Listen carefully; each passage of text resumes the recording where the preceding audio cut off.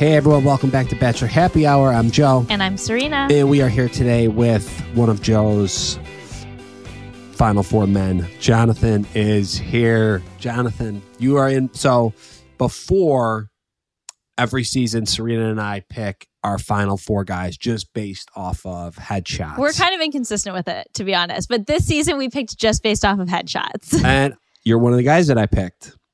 Joe, I like that. I like that. So let's, well, first of all, how are you? Are you doing good? I'm doing good, man. Just living the dream, taking it one day at a time, and all's good. How old are you? I'm 61. All right. So let's talk about like routine. What are you doing? Are you going to the gym every day? What are you eating? Do you drink? Joe is trying to find the secret to anti-aging. You look amazing. You look great. Oh, well, I appreciate that. Okay, so my secret sauce is 2 cups of coffee every morning. Okay. Coffee's already made. I set it for like 2:30, 3 o'clock in the morning. That way, when I wake up about maybe 4 o'clock, I just go grab a cup, sugar, creamer, crawl back in bed. And I savor that first cup with a lot of just kind of thinking about my day, do a little praying, do a little meditating. I could do that. That's so far. Okay, yeah. With how I live Jonathan, my life. You're going to have him up in bed next to me doing deep breathing and meditation at 4 a.m. now. All right. So Serena, the important thing is that you got to let him drink the coffee in silence. I'm totally fine with silence. Yeah.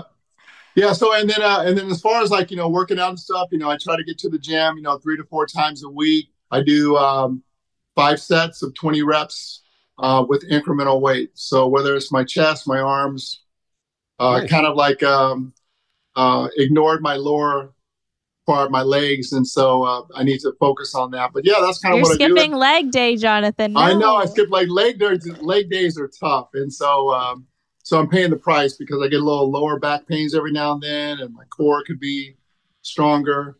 But I'm a sweet tooth.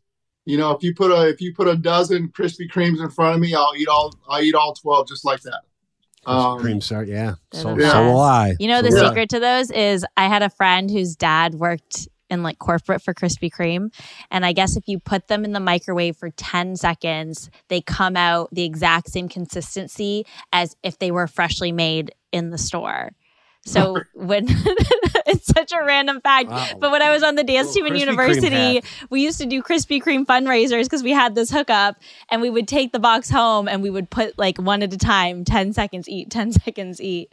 They're the best. And they melt like butter in your mouth. I mean, it's like, you you put one in and it's like you got to get another one. So yeah, they're good. Good stuff. They're addicting. And then are you still working?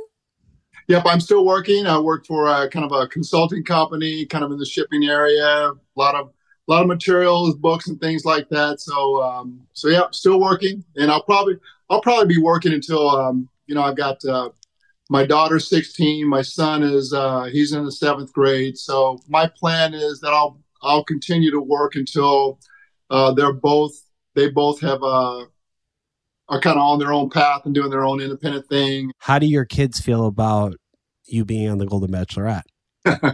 Well, at first they were shocked. They were shocked because they had no idea what this journey was going to be like.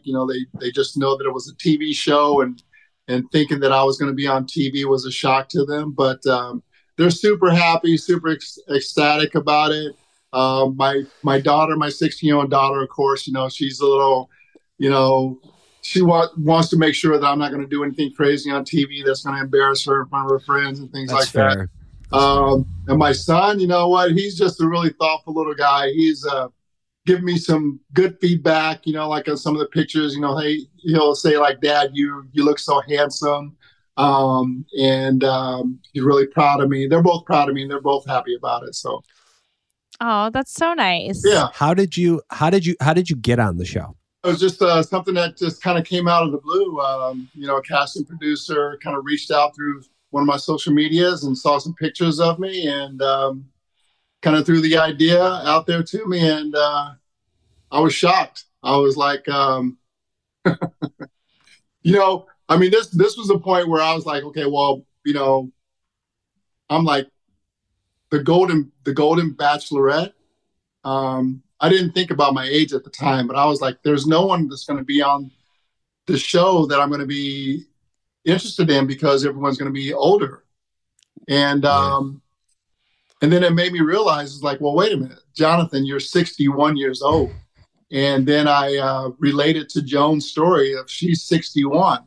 And so I actually listened to I listened to the program more. I watched it. I resonated with a lot of the topics. And so so I entertained the thought about going on the show. I mean, it took me some time to really commit to it. But yeah, so that's how it happened. What was dating life for you like before you went on? Hit or miss, living in Oakland, Iowa, a town of about 1,500 people, there's no one in my dating pool. So you know what, I have to reach out to social media to see if I can connect with someone. There's always the distance kind of factor with me being in a small town. And so my last relationship lasted about a year, and I met a girl online, and she was from Norway, and I was pretty impulsive, and I ended up flying over to Norway to meet her, and she flew to the States and met me here a couple of times, and so it was a good relationship, but it was difficult because that's quite a distance. It's like over 4,000 miles away, and a lot of things to consider, and so it became more of a kind of a fantasy kind of a thing that I was involved in. And it took me out of my reality. It took me out of my present day, my responsibilities of doing things for my kids, my job, and things like that. And so the dating life has been kind of hit or miss. There's always been a distance kind of an issue with me. But you know what? I've never given up on it though. If you don't mind me asking, and if you don't feel comfortable answering this, just say it. Okay. But how is your relationship like now with your ex-wife? I'd say I would have to say it's amicable. That word amicable. It's amicable. I mean, unfortunately, I have to say, there's really not a friendship because of the way things went down, according to me in my book. My certain boundaries, my values, from the moment that we decided to get married and have children, there was something there that there were some things there that meant a lot to me, and in a sense that was it wasn't what she wanted anymore, and it would probably be different if I wish there was a friendship, but I think that there are some things there that I'm not sure if it's because I'm a Scorpio, that once you cross the line with me, that there's once you have bad blood, it's like it's kind of no going back unless you can really have a conversation and both people can be authentic and genuine about it, with a lot of humility and humbleness. I think I'd still be open to that. But right now, I think it's just amicable. We're doing things for the kids, Aren't you a Scorpio? I'm a Scorpio, so I relate to you. Yes. Scorpio power rule. Yes, it does. Well, I'm an Aries. Yeah. Don't fuck with me either. It's a little different. It's not the same. Now, Aries, Joe, Aries, I think I did an Aries once, and I think Scorpios and Aries, we kind of bumped heads. So they can bump heads. We yes. really don't. We don't, but we're an exception. But yeah. There's a lot of intensity usually in the relationship with Aries and Scorpios. Yeah. But did you watch the show, or how familiar were you with the show before you went on it? The Bachelor or the Golden Bachelor? The Both, franchise either. in general. Oh yeah. From day one when the Bachelor came out, I was watching. I was a big fan of it. Do you have like a favorite season you could think of, or a favorite past lead? I think my favorite season. Gosh, you know what? I was really impressed with the is it Dale and Rachel season? Dale and Claire? Claire? Claire, yeah, Claire. I I mean, Dale's is pretty cool looking dude. When he walked out of the limousine, he just had this strut to him. He had this nice smile, and he just knocked Claire off her feet. And she was like, I think I just met my husband. And I was like, that moment was like something. And that was my favorite. I think that was one of my favorites. Yeah. That was a really iconic wow, moment. Yeah, that was a special one. Unfortunately for them, it didn't work, but I think they're both happy. Right. But the moment still stands. Yeah, they're both happy. I think they're both happy.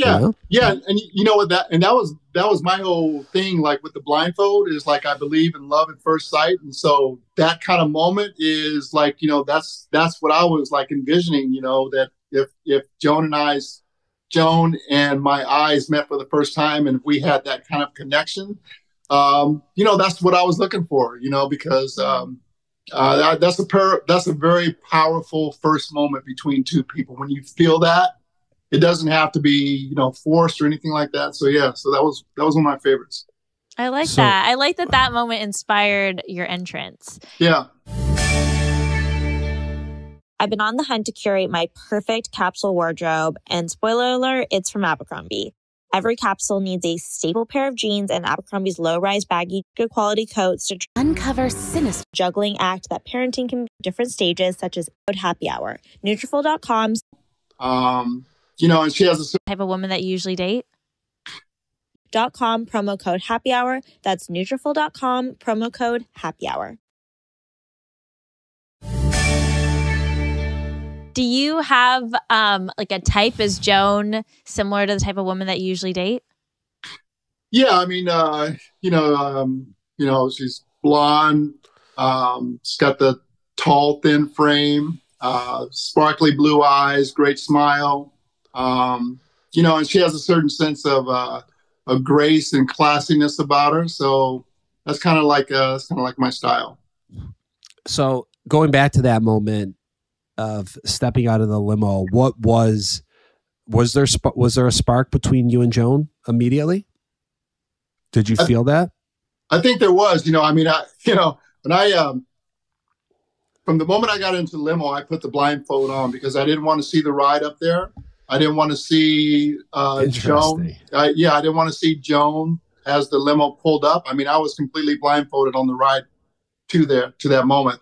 So when I stepped out, I mean, I was anxious, I was nervous, and then when I heard you basically kidnapped yourself. Self-sabotage, I think they call that. You're like, I can't see. They're taking me to an unknown location. They're gonna keep me there for days. Yeah. I remember they were saying like, okay, we're gonna open the door, and I heard the door open. I didn't know which direction I was going to be stepping. The only thing that was guiding me to Joan was Joan's voice. And so it was like a leap of faith. It was like a big risk. And so with every step, I was hoping that I was going in the right direction. And then the moment she reached out and grabbed my hand, there was a certain sense of, that was the first connection. I mean, her voice. And then when she grabbed my hand, it was like, I felt a certain sense of security and safety with her. And then being in that moment and knowing that I was in front of her was a very surreal moment. Then I said what I had to say, kind of like the deer in the headlight moment, and I got it out. And then when she took the blindfold off, I mean, I was just so overwhelmed with emotion that I was actually there in that moment. It was real. It was surreal. And I saw her eyes for the first time, and I felt a connection. I did feel a connection with her, and then whatever has to follow after that was like, up to both of us. So. Wow. You really, I feel like you really experienced, you were really in the moment in that moment, because there's so many people that we ask that question to, and myself being one of them, where it's like you act like, I think a lot of people really black out during that. Yeah. time. The most common answer is like, oh my gosh, I don't even know what I said. I don't even remember it. I just completely blacked out because the nerves and the anticipation are so high. But yeah, it does sound like, especially with the blindfold, you were really in the moment, kind of taking it all in, very present. Yeah, absolutely. So you step into the house and then you realize, oh wait, there's a bunch of other guys here. What was that like? Meeting the guys? Did you think you were going to get along with everybody? Yeah, it was. Well, it was nerve wracking for me because it kind of took me back to almost like my high school days because I mean I was a kid that had little low self esteem issues, and so put myself in a group of people for the first time is like comparing myself to other people, and so in this particular crowd of guys, I'm like, I'm comparing myself to, well, what does this guy do? Is he retired? Does he have a business? And blah, blah, blah. So I'm kind of going my mind space, just having a bunch of monkey mind about things. Mm-hmm. But there was a lot of laughter. There was a lot of camaraderie from the instance. You got 24 guys that are like in their 60s and above, and there's a certain sense of maturity that, I was able to like get over that and just kind of break the ice with everybody. And so yeah, it was a fun night. It was a fun night.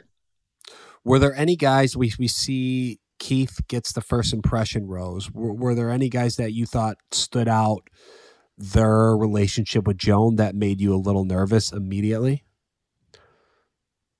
Other than myself? Yeah. Other than yourself. Yeah. Well, if you were sized, because I would feel the same way. It's still, there's still a competition aspect to it. And you walk in the house and there's 20 something guys trying to date one woman. And you're like, well, but if she likes him, I don't know if she's going to like me, kind of a thing. Right. I get you. There were, I would have to say there were like two. One, Mark being Mark is like, I think all the guys kind of knew that, Mark's there because Kelsey was like, kind of put him in that position with her hometown, and fans kind of was just already automatically attracted to him. And so it was good to see Mark there. And so, so that was one guy that I felt that might have stood out in Joan's mind.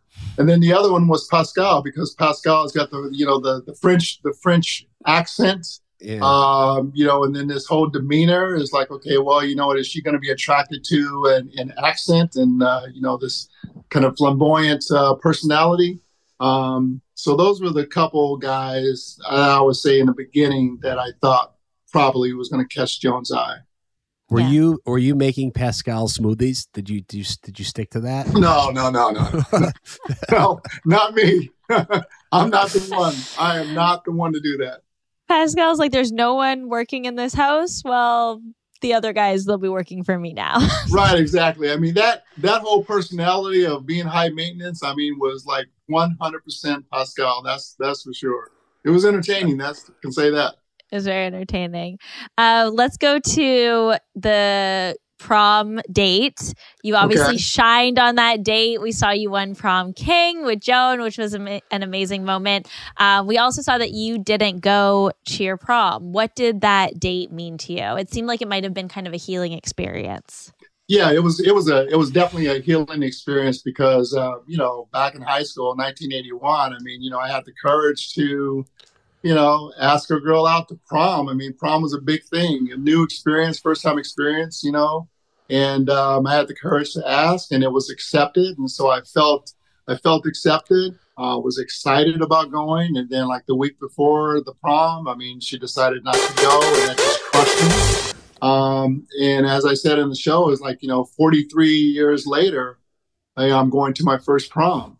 And, that was a spiritual experience for me. I was happy, ecstatic about it, and had the opportunity to share that story with Joan, and she listened and she cared about it. And so, yeah, it was a great experience. And at this point in the show, like that night and like after that night, where are your feelings at with Joan? Are they getting serious? Yeah, I was getting serious. I felt like her king. I felt like,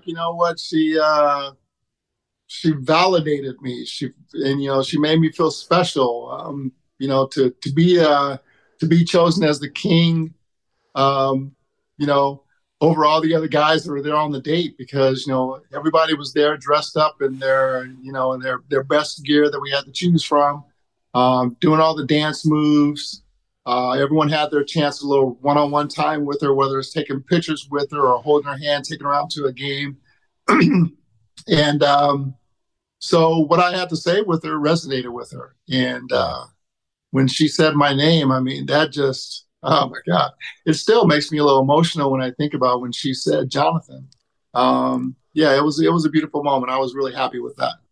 So you weren't expecting it. You weren't expecting her to call you for prom king? I think everyone has to be. I mean, I was expecting it.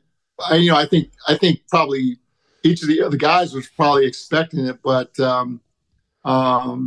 just kind of shocked when it's actually. Yeah, kind of shocked because because I think it probably took me back to my high school days. Like, you know what? It's like, well, she's not going to pick me. Is that low self-esteem kind of thing that no matter how well dressed I was or tried to be, or the dance moves that I tried to be, or engaging and attractive that I tried to be, that she's not going to pick me. There's always going to be somebody better than me. And that's what I grew up with as a teenager, 20s and 30s, and the fact that she called my name was exciting. Yeah, nice. I've been on the hunt to curate my perfect capsule wardrobe, and spoiler alert, it's from Abercrombie. Every capsule needs a staple pair of jeans, an Abercrombie jacket, and horror thriller series. Of our cheese curds. You felt.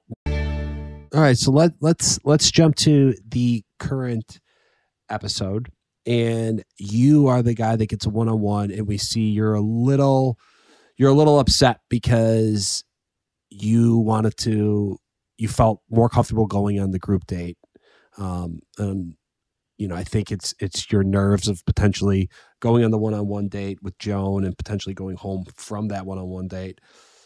But yeah, just walk us through your thought process in that moment. Yeah, in a sense, as odd as it sounds, is like I wanted to go on the group date because I know what it means to go on a one-on-one date. That if there's not a connection and you don't get that rose, I mean, then that journey ends. And I was like, I wasn't ready for my journey to end, and so I wanted to play it safe and go on that group date. And so when my name was called, or that I knew that I was going on the one-on-one date with Joan, I was like, oh my God. I was excited, but I was really, really terrified, I mean, to the point that I was actually seeing myself not getting the rose on the one-on-one date. So yeah, it was scary. Yeah, I can imagine. And then, so you guys are horseback riding. Yes. And then do you remember the moment where Joan sees a hawk and it reminds her of her husband?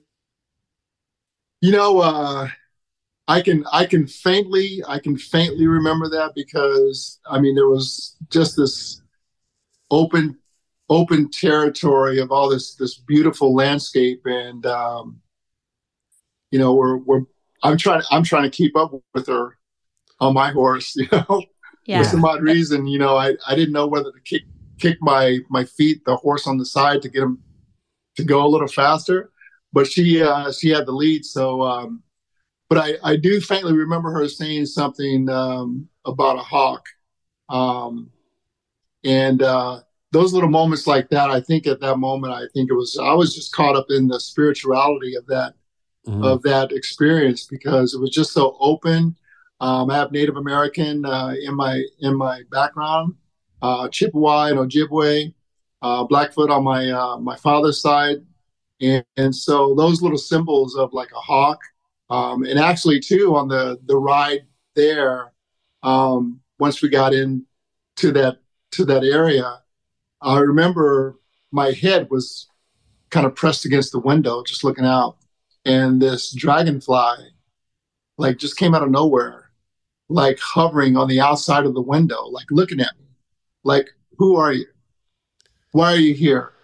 What's your purpose? He was just hovering, and then all of a sudden just vanished and blew away. And at that moment, it made me think, gosh, who am I? Why am I here? What's my purpose? And that moment, that connection of like, I'm here for Joan. And it was a really, really spiritual experience for me. And to hear the symbolism, of what the hawk meant for Joan, And being out in that moment was a really special moment. It sounds like you guys really were able to connect on this date. We'll get more into, the conversation you had later on about your divorce with Joan, but just during the day portion, it seems like you guys are having an amazing time. Were you still feeling that fear of what if I don't get the rose at the end of this, or were you able to kind of let go of that? Yeah, that completely left my mind. I was like in the moment. I was completely present with Joan. I was completely present with the nature, present with the horses. What was on my mind was to see where our connection is going to go from this ride. And so I wasn't thinking about the rose. I was just trying to be there in the moment and present with Joan, just to give her as much of Jonathan as much as she needed to see who I was as a guy. Serena and I were just in Copenhagen, and there was this beautiful moment where a hornet came up and then it fucking stung me in my hand. It wasn't a beautiful moment. It was the hornet telling me I shouldn't have gotten the cheeseburger. I'm still really upset about that. And that the night portion with Joan. I don't think that's the same, but thank you for sharing that. The night portion. Of course, guys. The night portion with Joan, we do see you be more vulnerable and open up and talk about your divorce. How was that received? And just talk us through that moment. Yeah, that was a tough situation to kind of open up that wound, so to speak. Yeah. But you know what? Were you expecting to have that conversation this soon? Yeah. Okay. For me, it was like the one-on-one from what I've seen in the shows in the past. That one-on-one, that date. You're looking for vulnerability. You're looking to share something that's really, really happened in your life that impacted your life. Mm-hmm. The hurt, the pain, the vulnerability. To be honest, to share that. No matter what the risk, that if you share it, you don't know if it's going to be rejected or not. And so there's no way to hide my divorce, Yeah. What happened. I recovered from it. And I'm a single father. I'm doing the best I can for my kids, for myself. And so how it happened, there's other details that I wanted to make sure that I wanted to make sure that I didn't say anything out of my own hurt that's going to, in a sense, be negative towards my ex-wife, but I wanted Joan to know that. And I think that in sharing some of those details, that the pain and the hurt is just going to naturally just come out as I say it. And she picked up on that. And it felt good that she was very receptive of that. And she cared about that. She cared about my feelings, And so, so that was a very important reveal for me. Because, there was a lot that I wanted to let her know that, what? The moment that I proposed to my wife, I was ready for the commitment. The moment that we decided to have children, I was ready to be a father. So I wanted her to see those values in me of what I wanted. And for me and my values, it's like, the ups and the downs, that's what commitment means to me. The ups and the downs, the good and the bad, whatever, we get through it together. And it just doesn't, for me, ending the relationship or the friendship in a divorce, just, it completely blindsided me. Yeah, that's rough. Yeah. You talked about the comparison of packing your bags after your marriage had ended and also packing your bags to go on the one-on-one date. What was that moment like? Did you feel like it was kind of healing in any way? Did you feel like it was really traumatic? That was a rough moment because there was something that I felt that I wasn't worthy. And everyone was sitting around the couch area and I just snuck out. Like no one even noticed that I left. And I was like, okay, you know what? I felt that feeling before. No one's going to notice if I leave. And I went upstairs and I started packing my bags. because I made the decision that I was ready to leave.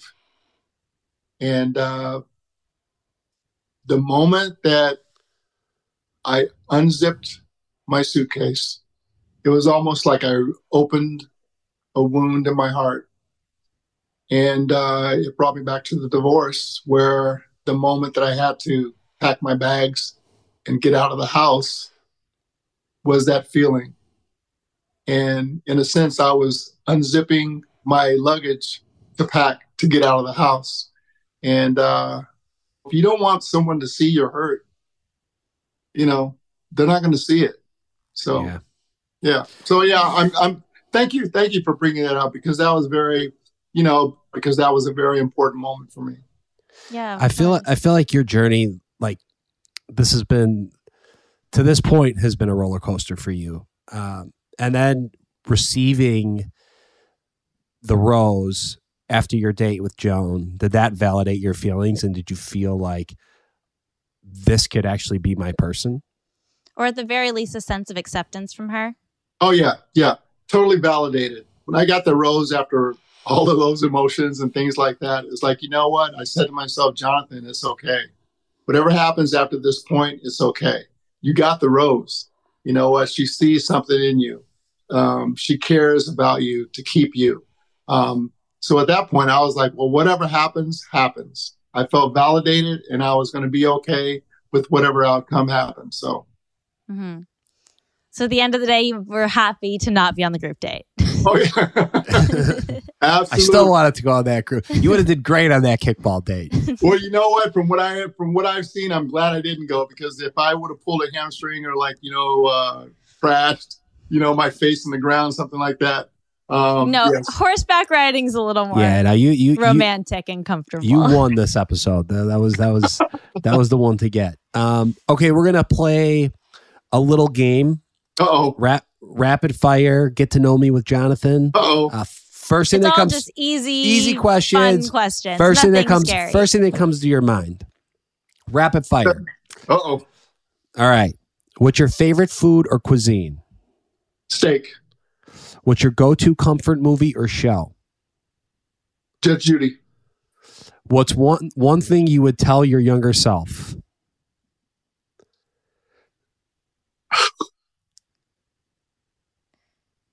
Be honest. What's your favorite way to spend the day off? Napping. What's a deal breaker for you? Smoking.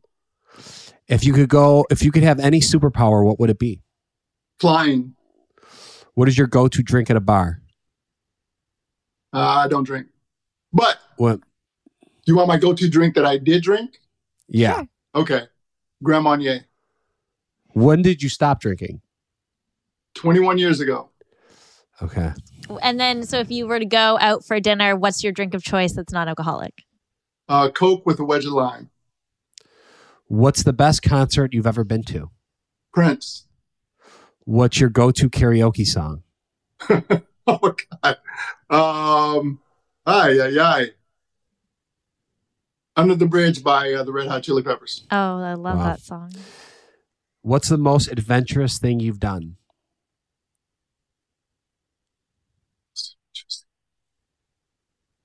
Go to Norway. What is your love language? Physical touch and acts of service. If you could describe Joan's season of The Golden Bachelorette in one word, what would it be?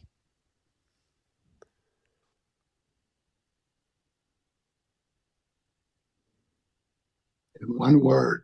Joan's season. Amazing. Amazing. Jonathan, thank you very much for taking the time out of your day and chatting with us. It was really fun getting to know you. And I can't wait to watch more of you on this season. Yeah, we're excited to see where your journey with Joan goes. Thanks for coming on today. Yeah, guys. Yeah, thanks for having me. And guess what I'm going to do after this?